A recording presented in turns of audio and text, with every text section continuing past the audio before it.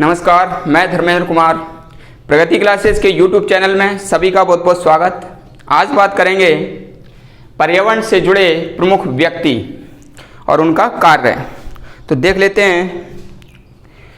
सबसे पहले सुंदरलाल बहुगुणा। सुंदरलाल बहुगुणा चिपको आंदोलन से संबंधित हैं।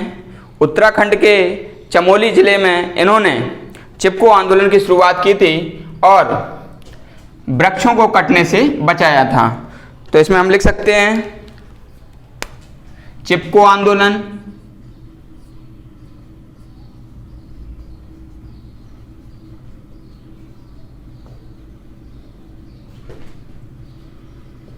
के प्रणेता। दूसरा है, ये चिपको आंदोलन चलाया गया था 1973 में। 1973 में चिपको आंदोलन चलाया गया था। दूसरा है मेघा पाटेकर। तो मेघा पाटेकर नर्मदा बचाओ आंदोलन से संबंधित हैं।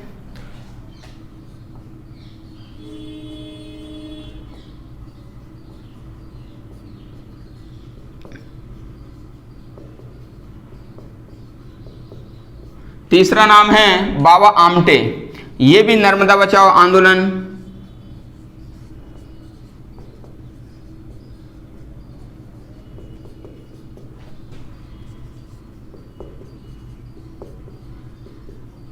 के नेतृत्व करता रहे हैं।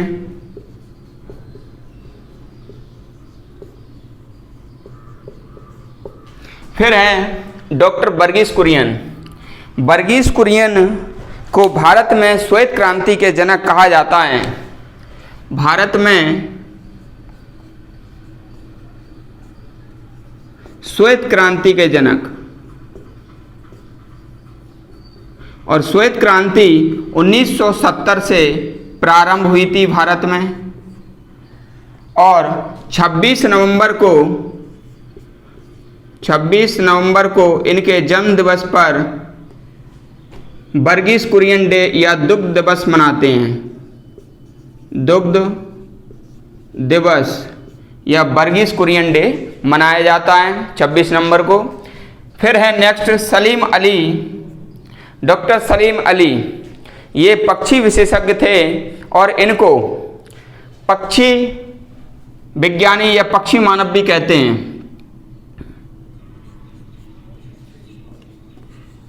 प्रसिद्ध पक्षी विशेषज्ञ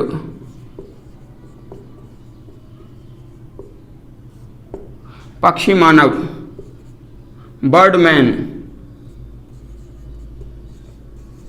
बर्डमैन इनको कहा जाता है। फिर नेक्स्ट है doctor Norman Borlaug. Norman Borlaug को भारत में हरित क्रांति के विश्व में हरित क्रांति का जनक कहा जाता है। तो विश्व में हरित क्रांति के जनक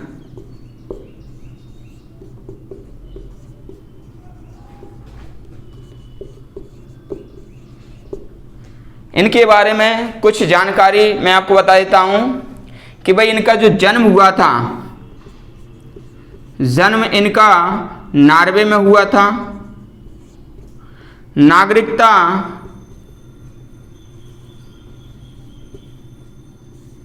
अमेरिका की ली थी। कार्यक्षेत्र मैक्सिको था। इन्होंने विश्व में खाद्यान्न समस्या को हल करने के लिए हरित क्रांति की शुरुआत की थी। और इनमें से क्वेश्चन कई बार पूछा गया है कि भाई नॉर्मन बोरलॉग किस देश के थे, तो उसमें आंसर लगाया जाएगा अमेरिका। लेकिन यदि ये पूछें कि उनका जन्म कहाँ पर हुआ था, तो वो हुआ था नॉर्वे में। और यदि पूछे कि उनका कार्यक्षेत्र कहाँ पर था, तो उनका कार्यक्षेत्र था मैक्सिको। ये तीनों क्वेश्चन याद करना है। फिर है MS स्वामीनाथन। भारत में हरित क्रांति के जनक।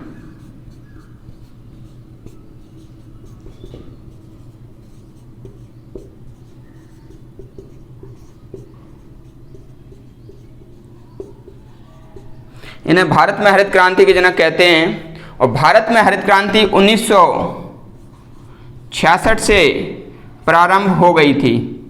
66 से 70 हरित क्रांति की शुरुआत हुई थी। फिर है राजेंद्र सिंह। ये क्वेश्चन MPPSC में आ चुका है कि जल पुरुष किसको कहते हैं, तो इन्हें जल पुरुष कहते हैं, यानी कि वाटरमैन ऑफ इंडिया इन्हें कहा जाता है। इसको आप याद रखना। फिर है रविंद्र कुमार सिन्हा। इन्हें डॉल्फिन पुरुष कहा जाता है। डॉल्फिन पुरुष कहा जाता है। ये हमको ध्यान रखना है कि डॉल्फिन के लिए कार्य किया। और डॉल्फिन नेत्रहीन जंतु है जो कि सबसे समझदार जलीय प्राणी है, मानव की नकल करता है। और ये इसका जो स्थानीय नाम है वो सूसु है डॉल्फिन का। और डॉल्फिन का जो जूलॉजिकल नेम है वो है प्लाटनिस्टा गैंगेटिका।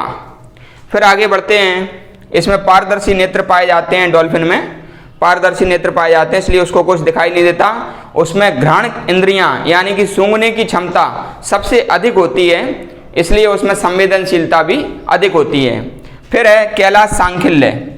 तो कैलाश सांखिल्य भारत में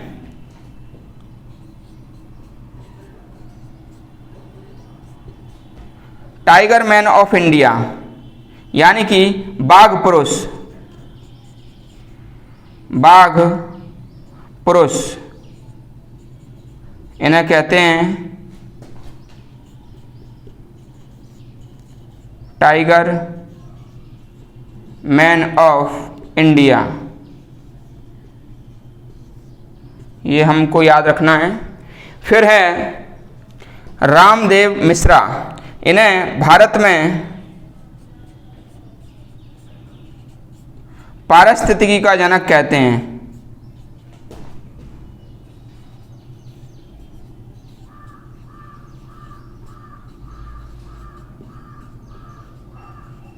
पारिस्थितिकी का जनक कहा जाता है।